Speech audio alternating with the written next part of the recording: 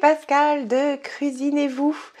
Alors aujourd'hui j'avais envie de vous préparer une petite recette très simple à réaliser avec pas beaucoup d'ustensiles, pas besoin de blender, pas besoin d'extracteur de jus. Bah oui, parce que quand on parle d'alimentation vivante, tout de suite on a l'impression que ça va être très compliqué, qu'il va y avoir des déshydratations, qu'il va y avoir plein de choses. Non, non, non, non, on peut commencer très simplement et c'est d'ailleurs pour ça que j'ai créé aussi un guide que tu peux télécharger sur mon site cuisinezvous.com, tu le trouveras en t'inscrivant sur mon site et puis je t'offre aussi des recettes et puis on se retrouve tous les mercredis matins sur une infolettre.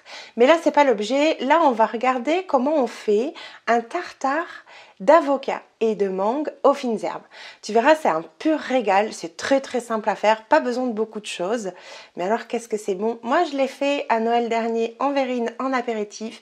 J'ai rencontré un vif succès avec cette petite verrine. Alors c'est sucré salé, on aime ou on n'aime pas, mais franchement c'est très goûteux en bouche. Et puis ben, voilà, c'est une bonne façon d'intégrer un peu plus de cru dans ton alimentation. C'est très simple à faire. Allez, plus de discours. La seule chose, c'est que tu peux t'abonner à ma chaîne pour recevoir effectivement toutes mes recettes, mes trucs et mes astuces, mais aussi t'inscrire sur mon site cuisinezvous.com et là, tu auras toutes les informations qui tomberont dans ta boîte aux lettres tous les mercredis matins parce que c'est les mercredis matins que je donne rendez-vous à mes abonnés. Voilà, allez, on regarde cette recette, tu vas voir, elle est super goûteuse.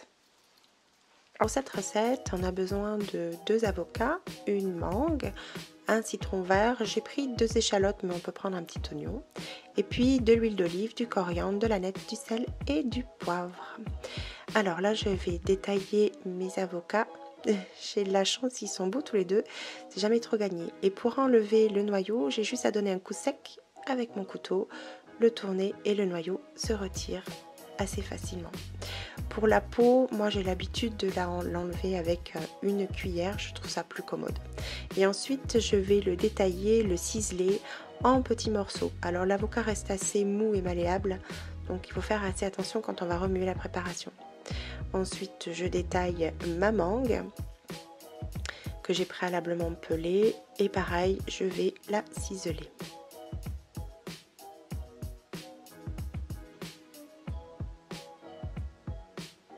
Voilà, donc pareil que l'avocat, on pourrait faire avec un couteau un petit peu plus gros, ce serait peut-être un peu plus pratique, mais ça va bien aussi.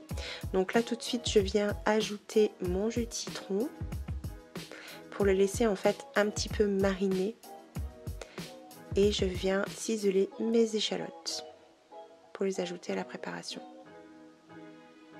Je prépare mon coriandre en le hachant finement. On peut le faire aussi avec un gros couteau. Et je viens l'ajouter à ma préparation.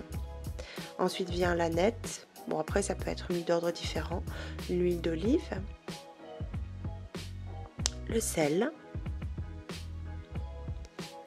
Le poivre. Et moi j'avoue que j'aime bien ajouter soit du piment d'Espelette, ou un peu de tabasco pour relever, pour donner un petit peu de peps en fait à la préparation.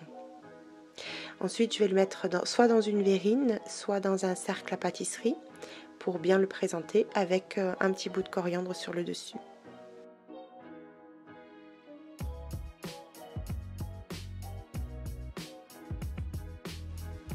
Donc voilà mon tartare de mangue et d'avocat avec du coriandre et de l'aneth où je vous ai fait une petite présentation soit en cercle, soit dans une petite verrine. Et voilà, à votre santé et bon appétit!